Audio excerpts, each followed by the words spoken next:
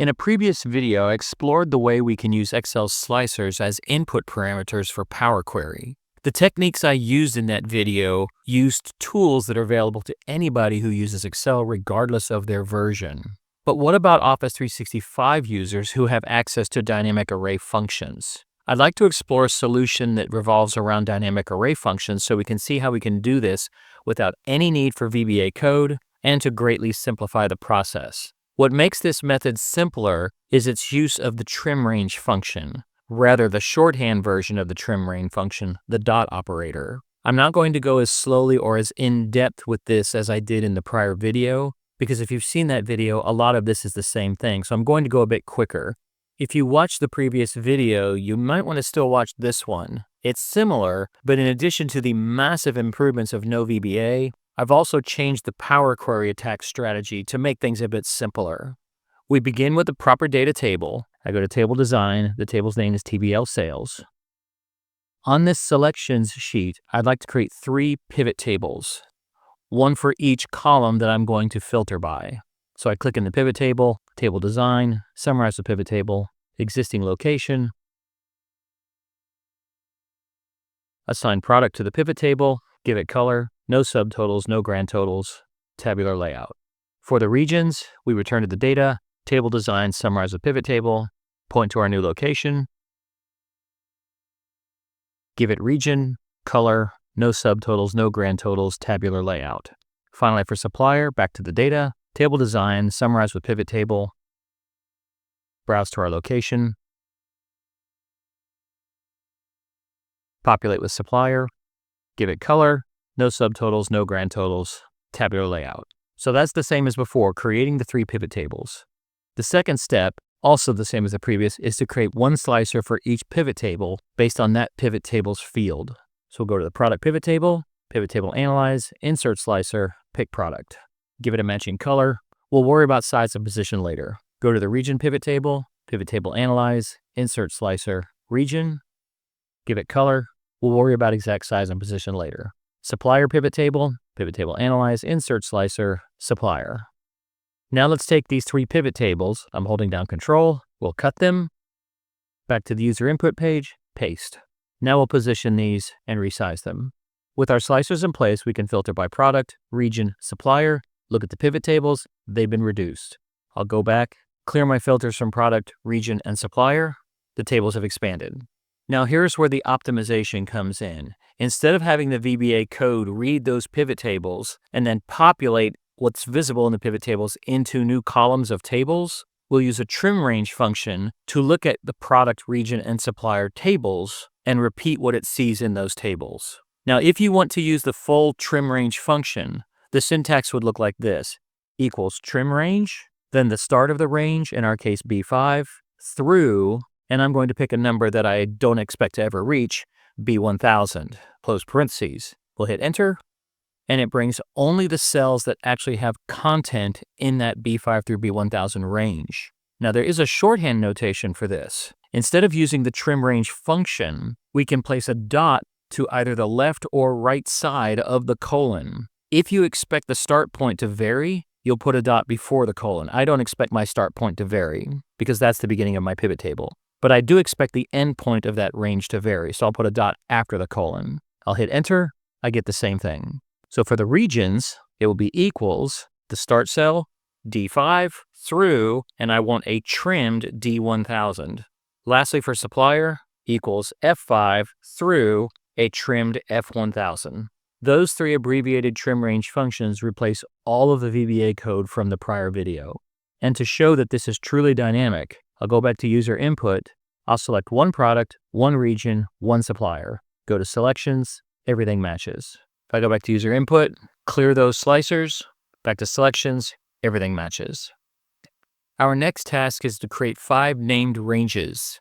These will point to the user supplied start date, end date, and on the selections page, the beginning of the spill range where we created those 3 trim range functions. Just so you know, in the previous video, I had these 2 set up as proper data tables, but I found afterwards that that's not really a good idea because if somebody types in something underneath this, it would actually extend the height of the table, and I didn't want that behavior. So this is just typed in data.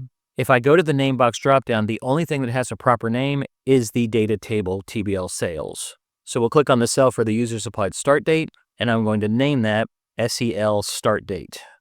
For the end date, I'll name that SEL end date. So now we have 2 more named ranges. On the selection sheet, we can't give these 3 cells named ranges from this position because we have to reference the entire spilled array from the abbreviated trim range function. So I'll click on the first product of the spill array, go up to Formulas, Name Manager, and we'll create a new name. This name will be called SEL Products, and it will point to this cell, but we're going to add a pound sign to indicate we need everything that's spilled from that cell. Hit OK. Let's go ahead and close this. We'll click on the first cell of the spill array for regions, go to Name Manager, New Name, I'll call it SEL Regions, and we'll just add a pound sign to the refers to pointer. Close. Finally, the first cell in the supplier spilled array, Name Manager, New, we'll call it SEL Suppliers, and we'll add that pound sign. So we can see start date, we see the value because that's a single cell. Same thing for end date, but products, regions, and suppliers, those are pointing to the start of spilled arrays. Here's our 3 slicers, and here's our sales table. Hit close. Now we pick up to the Power Query portion. I have made some modifications on how I approach this based on this new tactic. So if you watched the previous video, you might want to watch this one again just because of the change in approach. We begin by going to Data, Get Data, From Other Sources, Blank Query. In the formula bar of my blank query, I'll type equals Excel current workbook. Open close parentheses. If you recall from the previous video, this scans the workbook for anything that it sees has the potential for use. In the content column, clicking next to the table hyperlink for TBL sales, I can see my sales data, I can see my start date, my end date, my products list, my regions list, my suppliers list. In the name column, anything that has an exclamation mark or an underscore is something I don't want. Now I can't just filter out exclamation underscores because as you can see at this particular entry, the exclamation and underscore are not together. So I will have to treat these as separate filters. So I'll go to text filter, does not contain, and it will be either an exclamation or does not contain an underscore. Hit OK. Now in the previous video, when we had to refer to each of these tables, it was a bit confusing because of the way Power Query counts where it starts with 0. So when we wanted the 5th table, we actually had to refer to it as table 4. And when we want the 2nd table, we had to refer to it as table 1. Well, to mitigate this confusion, let's use a trick from the Faster, Easier Parameters video. I'm going to take this name column and move it to the left side of the content column. I'll then go up to Transform, Transpose. The named ranges are in row 1. I'm going to use that first row as a header row. Now the advantage of doing this is I'll still have to refer to end date or regions or start date, but everything I refer to can now just be 0 because everything's on the 0th row or row 1. So as long as you know the name of the column, the row number will always be 0. Let's rename our query to Inputs, and we'll move it into the Phase 1 Table Discovery group. Now in the prior video, I extracted all of the table sales data into an output query. And that's a useful step if you have to perform some deeper processing on this data. But if you have no further processing on this data other than, say, data types, we can skip that step and just extract the data when needed while performing the Phase 3 query output. Now for Phase 2 user selections. I'll right-click, New Query, Other Sources, Blank Query. In the name box, we'll start with equals, and then I'll point to the Inputs query. Square bracket. The column or field that I want to pull data from is called SEL start date. And then outside of those square brackets, curly brace, everything is row 0. Hit enter, there's the date. I'll modify the data type to only be date, not date time, and I'll rename the column to start date. Let's rename the query. So the start date query holds a column called start date, row 0 has our date. Since the end date query is almost exactly the same as the start date query, we can cheat a little by right-click duplicating the start date query. I'll rename it to end date. Then if we go to the source step, we merely need to change the word start to end. This will get the end date, change the data type, but when it renames the column, it's going to rename it to start date, so we'll go in and just change the M code to end date. Now for the 3 lists, products, regions, suppliers. These are very simple. We'll right-click on the user selection group, new query, other sources, blank query. We'll start with equals. We'll point to the inputs query, the name of the column, SEL products, and then everything, curly brace, is row 0. I don't need to data type this at this point because when I turn it into the list, I'll lose the data type. So I can right-click on the column heading, drill down, I have my list. Let's rename this query to products. And as a cheat, we'll just right-click on the product list, duplicate it, rename it to regions, go to the source step, and just change this from SEL products to SEL regions. There's our regions list converted to an actual list. I'll right-click regions and duplicate it, change the name to suppliers, go to the source, and just change the pointer from regions to suppliers. That too is now a proper list. Now for the query output. I'll right-click, new query, other sources, blank query, and here is where we can point to the inputs query to the TBL sales column and extract the data from that table at position 0. So back in my blank query, I'll type equals, inputs, square bracket, TBL sales, curly brace 0. Everything's 0. There's your data. Now here I'll refine my data types. Date can be a date data type. I'll scroll over, cost and sales, I'll make them currency. Before I forget, let's rename this query to results. Now we just have to perform the filtering, and the tactics for this have not changed. We start static, we convert to dynamic. So for the date, I'll go to date filters, between, I'll pick a random date, January 1st, 2024, a random end date, January 1st, 2024. Expand my formula bar. We will replace this hard-coded static date with a reference to the start date query, square brackets, start date field, curly braces, row 0.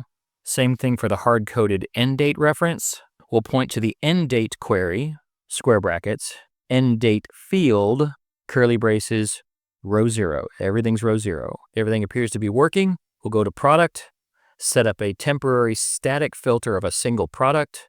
Then we will take this hard-coded filter and replace it with a list.contains function. Open parentheses. The list that we will be filtering by, we point to the products query, comma, and the column in this table that we're filtering, square brackets, product. Let's scroll over. For region, we will start with a single static region. Let's take this hard-coded filter and replace it with a list contains function, open parentheses. The list of filtered items will be the regions query, comma, the column in this table that we will be filtering, square bracket, region. Finally, the supplier. We'll statically filter for a single supplier. Now we'll highlight that static filter and replace it with a list.contains function, open parentheses. Our list of suppliers to filter, we will point to the suppliers query, comma, and we're going to filter the supplier column of this table. Let's rename these steps to make them a little more understandable. Now it's time to send all of this back to Excel. Since the only thing I want to actually produce a table is the results query, we'll first send everybody out as connection only, then rebuild the results table. So we'll hit the lower part of close and load 2, and everybody goes out as connection only. Going back to the user input page, I'm going to put the output table right here just so we can test and see our results more easily than having to switch between sheets. So back to the results query, we'll right-click Load To and say Table on this sheet. And here's our output table.